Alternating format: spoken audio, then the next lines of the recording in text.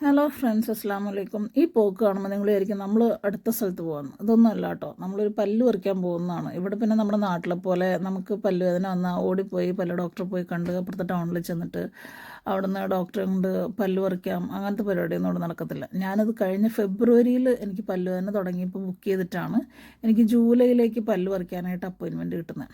അപ്പോൾ ഒന്ന് ആലോചിച്ച് നോക്കാമല്ലോ. അതും ഈ പല്ല് പറിക്കാൻ മുടങ്ങി 1.25 മണിക്കൂർ ഡ്രൈവ് ചെയ്ത് വേണം പോകാനായിട്ട്. അതുപോലെ ബസ്സിനൊക്കെ ആണെന്നുണ്ടെങ്കിൽ 2 മണിക്കൂറിൽ കൂടുതലെടുക്കും. ഇനി നമ്മളവിടെ ആ സ്ഥലത്തെത്തി. അപ്പം നമുക്കാണെങ്കിൽ അവിടെ പാർക്കിംഗ് ഒക്കെ കിട്ടാൻ നമ്മൾ ഒരുപാട് വഴിതെറ്റിയൊക്കെ പോയി ഒരു കണക്കിനാണ് ഞാൻ ആ സ്ഥലത്തെത്തിയത്.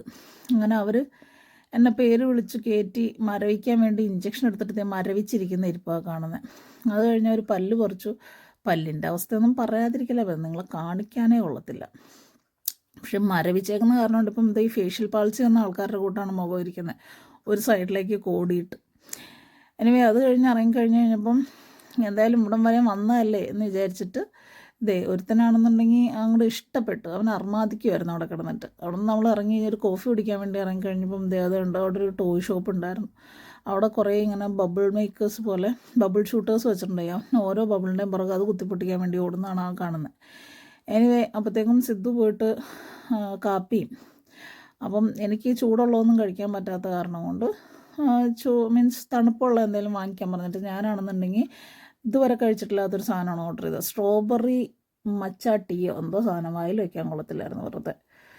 എനിവേ തണുപ്പുള്ള ഓർഡർ ചെയ്ത് കാണാനൊക്കെ അടിപൊളിയായിരുന്നു, പക്ഷേ വായിൽ വെച്ചാൽ വലിയ ടേസ്റ്റൊന്നും ഇല്ലായിരുന്നു. ഞാൻ അവനും അത് തന്നെ ഓർഡർ ചെയ്തത്. അവനും കണ്ടപ്പോൾ ഭയങ്കര സെറ്റപ്പാണെന്ന് കരുതി കുടിച്ചു തുടങ്ങിയപ്പോഴാണ് അവൻ മനസ്സിലായത് അത് വലിയ കൊള്ളത്തില്ലായിരുന്നു.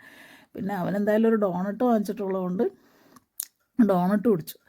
സിദ്ധുവിനും പിന്നെ ഞങ്ങളുടെ ഫ്രണ്ട് ഒരു ചേട്ടനുണ്ടായിരുന്നു, ഫാമിലി ഫ്രണ്ട്. അവർ രണ്ടുപേരും ഓരോ വൈറ്റ് മോക്ക വാങ്ങിച്ചു കുടിച്ചു. അത് കഴിഞ്ഞ് ഉമ്മാരാണെങ്കിൽ വണ്ടി പാർക്ക് ചെയ്തിരുന്നൊരു ഫർലോങ് ദൂരത്തായിരുന്നു.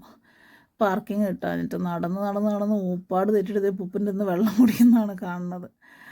അങ്ങനെ വെള്ളം കുടിയൊക്കെ കഴിഞ്ഞ് ഞങ്ങൾ തിരിച്ചു പോന്നു. തിരിച്ചു വരുമ്പോൾ വഴി ഈ പറഞ്ഞ കണക്ക് നമുക്ക് നാട്ടിലെ പോലെ അടുത്തടുത്ത് വീടുകളൊന്നും കാണാൻ പറ്റത്തില്ല കേട്ടോ. എല്ലാം ഈ ടൗൺഷിപ്പ് പോലെ. അത് കാരണം കൂടുതലും ഇങ്ങനെ എന്താ പറയുക, ഇങ്ങനെ ഫാമിങ് പോലുള്ള സ്ഥലങ്ങളാണ്. അങ്ങനെ പാട്ടൊക്കെ കേട്ട് ഇങ്ങനെ വണ്ടിയിൽ നിന്ന് പോരാൻ രസമാണ്. അതിന് ഞങ്ങൾ പോരണ വഴിക്ക് പെട്രോൾ പമ്പിൽ കയറി പെട്രോൾ അടിച്ചു. അപ്പോൾ അവിടെ നിന്ന് ഈ പറഞ്ഞ കണക്ക് ഞാനൊരു ഐസ്ക്രീം വാങ്ങിച്ചു, അവനും ഒരു ഐസ്ക്രീം വാങ്ങിച്ചു, സിദ്ധു ഒരു ഡ്രിങ്ക് വാങ്ങിച്ചു. എനിവേ എൻ്റെ ഐസ്ക്രീം ഞാൻ കഴിച്ചു, അവൻ്റെ ഐസ്ക്രീം ഞാൻ കുറച്ച് കഴിച്ചു. പിന്നെ സിദ്ധു പറഞ്ഞു നീ വേണമെങ്കിൽ ഇത് കുടിച്ചോ എന്ന് പറഞ്ഞ് തന്നുകൊണ്ട് പിന്നെ നമ്മൾ അങ്ങനെ ഡ്രിങ്ക്സ് മീൻസ് ഇങ്ങനത്തെ ഡ്രിങ്ക്സ് കേട്ടോ ഒഴിവാക്കാൻ പാടില്ലല്ലോ, അതും